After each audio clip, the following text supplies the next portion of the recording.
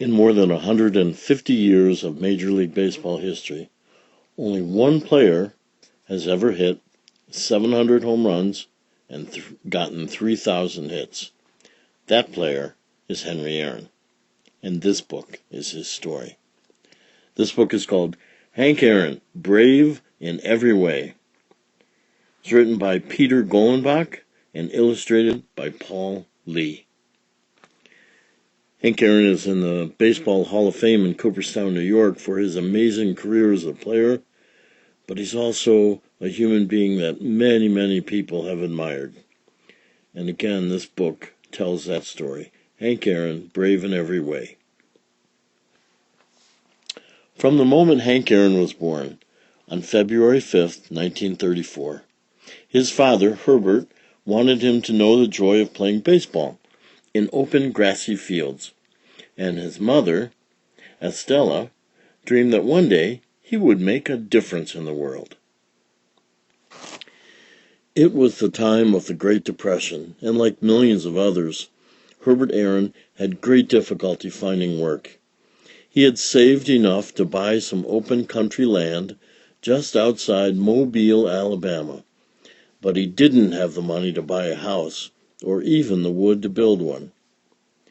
Hank was 8 before his dad was finally able to build a small home for his family with the used boards from a torn-down house.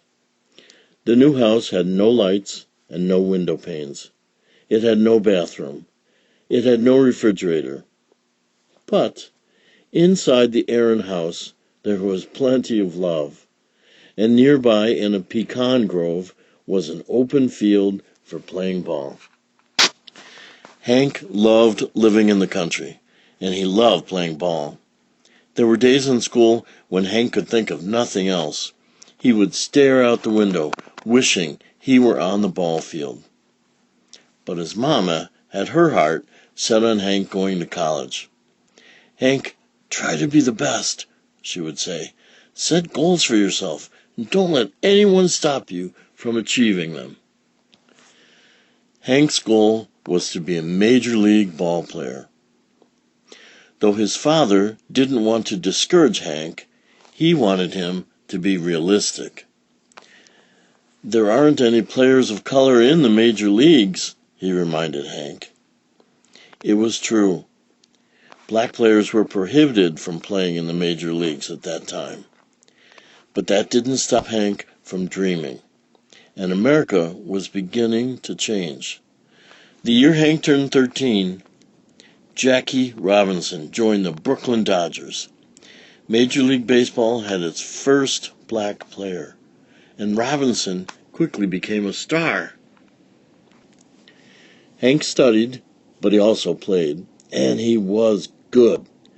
So good that when he had just turned 16, he was offered $10 a game to play shortstop for a local team called the Black Bears. Hank was afraid his mama wouldn't let him play. The Black Bear players were grown men, and worse still, the team played on Sundays, the holy day of rest. He was sure his mama would object. But Hank wanted to play with the Black Bears more than anything. So he put his fears away and asked permission. To his surprise, his mama came up with a compromise. He had to stay in school during the week and get his diploma, and she would let him travel with the team or be paid on Sunday, but he could play in every home game. During his first year with the Black Bears, Hank displayed his extraordinary talents. He hit for high average, was fleet on the bases, fielded well, and showed a strong throwing arm. He even hit some home runs. After a second season with the Black Bears, Hank was offered a job playing far from home for a professional team called the Indianapolis Clowns. Hank's mother didn't understand how becoming a baseball player could help her son make a difference in the world. But she had faith in Hank, and she saw that he loved the game. So Estella made Hank a couple of sandwiches and stuffed $2 into his pocket. Too upset to go to the train station to see him off, she stood in the yard crying as Hank left. "Your dad and I will be thinking of you always," she told him. "Be strong, son." Hank Aaron was strong, and he soon impressed everyone with his talent. Wherever he played, Hank became a star. Then, in 1954, Hank joined the Milwaukee Braves. He had done what he had dreamed of. He made the major leagues. Hank soon established himself as one of the leading home run hitters in the game. In 1956, he became the second youngest player ever to win a National League batting title. In 1957 and 1958, his powerful hitting led the Braves to league championships. Hank remembered his father's determination and his mother's advice. Be the best you can be and keep your eyes on the goal. He became hungrier to excel. He decided to try to break the career home run record of Babe Ruth, baseball's most beloved hero. When the Braves moved from Milwaukee to Atlanta, Georgia in 1966, it helped Hank. He found it easy to hit home runs in the cozy Atlanta stadium, and he was happy to be close to home.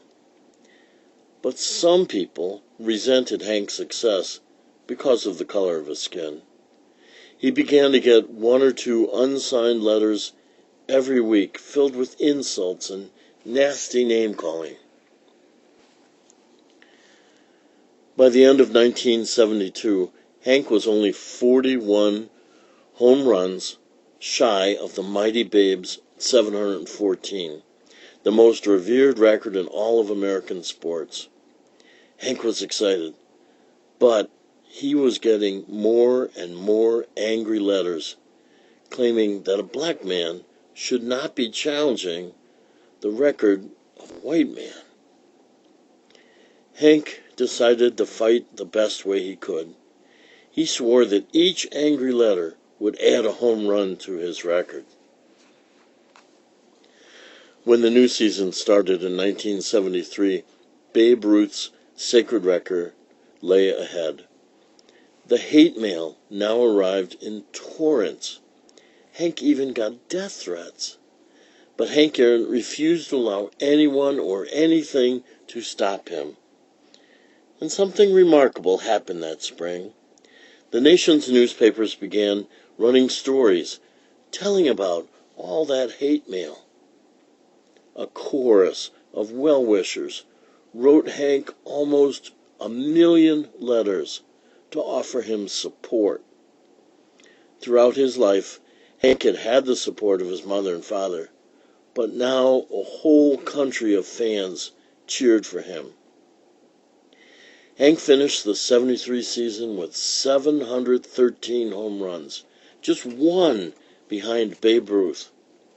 In Atlanta, on the final day of the season, the appreciative fans rose and gave him a 5-minute standing ovation. Hank's next season began on the road in Cincinnati. The entire nation was watching. In the very first game, Hank hit home run number 714 off pitcher Jack Billingham. He was tied with the Babe. From now on, every home run would set a new record. When the Braves returned to Atlanta, the governor of the state of Georgia and the mayor of Atlanta were in the stands to watch Hank. So were Hank's mother and father. They had been his inspiration. They had taught him well. Hank was happy to know they were there.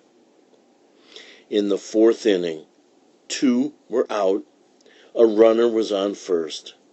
Hank watched as Dodger pitcher Al Downing threw a pitch low and down the middle. Hank swung.